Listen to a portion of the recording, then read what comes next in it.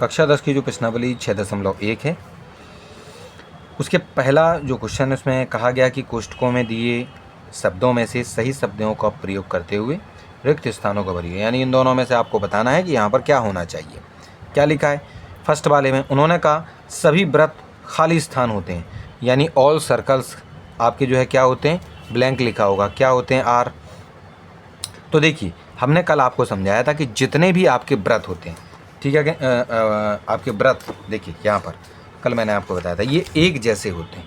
एक जैसे ही दिखाई देते हैं, ठीक है कि नहीं, एक जैसे दिखाई देते हैं। इसकी वजह से ये सब के सब आपके जो है समरूप होते हैं, क्योंकि इनका जो रूप है वो एक जैसा ही होता है। इस वजह से इसमें जो हम कह देते हैं समरूप होते हैं। सर्वांग सम का मतलब ये होता है कि उसकी त्रिज्याएं भी बराबर होनी चाहिए, लेकिन त्रिज्याएं तो अलग अलग होंगी। अगर छोटा व्रत होगा तो उसकी कम त्रिज्या होगी, अगर बड़ा व्रत होगा तो उसकी ज़्यादा त्रिज्या होगी, है ना। यानी अगर आपका जो सर्कल अगर छोटा है तो उसकी रेडियस आपकी छोटी होगी,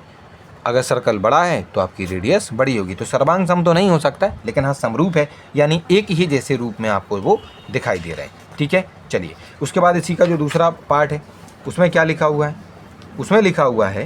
कि आपके दूसरे वाले पार्ट में, ये दूसरे वाले पार्ट में लिखा है कि सभी वर्ग खाली स्थान होते हैं, यानी जितने भी स्क्वायर होते हैं वो क्या होते हैं, वो समरूप होते हैं या सर्वांग सम होते हैं, यानी सिमिलर होते हैं आपके कॉन्ग्रेंस। तो देखिए जितने भी वर्ग हैं वो भी आपके आपस में समरूप होते हैं, क्योंकि उनका रूप एक जैसा होता है, और क्योंकि सभी भुजाएं बराबर होती हैं तो उनका जब हम अनुपात निकालेंगे तो वो भी हमें जो है बराबर देखने को मिलेगा, उनकी भुजाओं का जो अनुपात होगा, ठीक है कि नहीं। चलिए उसके बाद तीसरे वाले में सभी खाली स्थान त्रिभुज समरूप होते हैं। कौन से वाले त्रिभुज, क्योंकि त्रिभुजों के बहुत सारे प्रकार हैं, उनमें से कौन से वाले त्रिभुज समरूप होते हैं, ठीक है कि नहीं। तो देखिए ये जो आपका समबाहु, देखो समद्विबाहु लिखा है एक तो ऑप्शन में, यानी कि आपका आइसोस्केल्स, और दूसरे नंबर पे लिखा है समबाहु यानी इक्विलेटरल।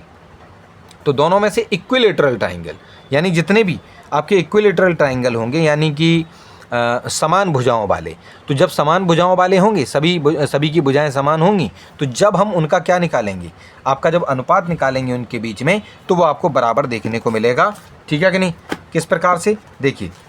जैसे मैंने कह दिया कोई हमारे पास एक त्रिभुज है, इस प्रकार से हमारे पास कोई त्रिभुज है, ये लीजिए, ठीक है कि नहीं, और ये हमने कह दिया ये 3 सेंटीमीटर का था, ये भी 3 सेंटीमीटर का था, ये भी 3 सेंटीमीटर का था, ये समबाहु कहलाएगा, यानी इक्विलेटरल कहलाएगा। और दूसरा वाला अगर हमारे पास इस प्रकार से है,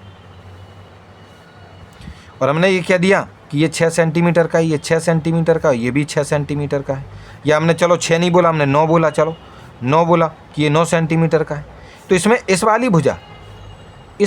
और इस वाली भुजा का जो आपका यानी 3 सेंटीमीटर और बटे में इस वाले का 9 सेंटीमीटर, इनका जो अनुपात होगा वो इस वाली भुजा और इस वाली भुजा, यानी इधर भी 3 सेंटीमीटर है इसमें, और इधर है आपका 9 सेंटीमीटर,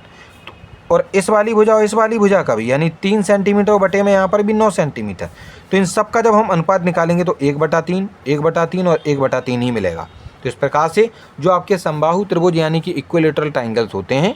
उनके ही वो केवल वही वाले जो आपके त्रिभुज हैं वो आपके कैसे होते हैं, समरूप यानी कि सिमिलर होते हैं, ठीक है कि नहीं। चलिए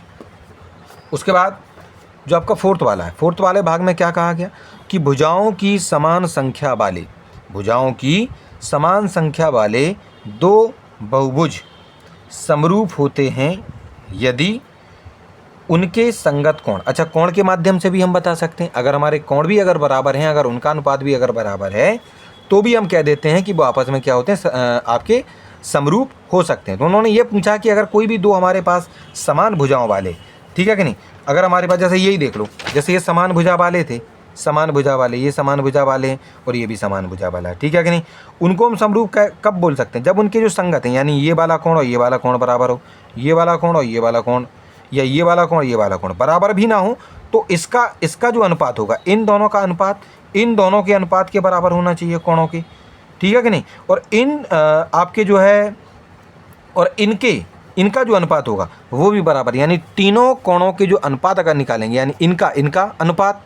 इसका और इसका अनुपात निकालिए, इसका और इसका अनुपात निकालिए, अगर वो बराबर है, तीनों के जो अनुपात हैं अगर वो बराबर हैं, तब भी हम कह सकते हैं कि आपके ये जो दोनों के दोनों जो आपके त्रिभुज हों या और भी कोई दूसरे बहुभुज हों, पॉलीगन हों, वो आपस में क्या हो जाएंगे, आपके समरूप यानी सिमिलर हो जाएंगे। ठीक है, तो इसीलिए उन्होंने कहा कि इसमें क्या हो सकता है कि उसके जो संगत कोण क्या हो कि वो समरूप हो जाए, तो वो बराबर होने चाहिए, उसके संगत कोण भी क्या होने चाहिए, बराबर होने चाहिए। ठीक है कि नहीं। दूसरे नंबर पर उनकी संगत भुजाएं, उनकी संगत भुजाएं आपकी समानुपाती होनी चाहिए। समानुपाती का मतलब ये होता है कि उनका अनुपात कैसा होना चाहिए, बराबर होना चाहिए। अगर देखिए जैसे अभी हमने इनको निकाला था, इनका क्या है, अनुपात क्या है, बराबर। अब एक चीज़ का ध्यान रखिएगा, अगर किसी भी दो आकृतियों के अगर आपके ये जो एक जैसे वो दिख रहे हैं, यानी ये भी त्रिभुज है और ये भी त्रिभुज है, एक ही आपके आकार के हैं, यानी उनकी आकृति एक ही प्रकार की बनी हुई है, एक ही रूप में है,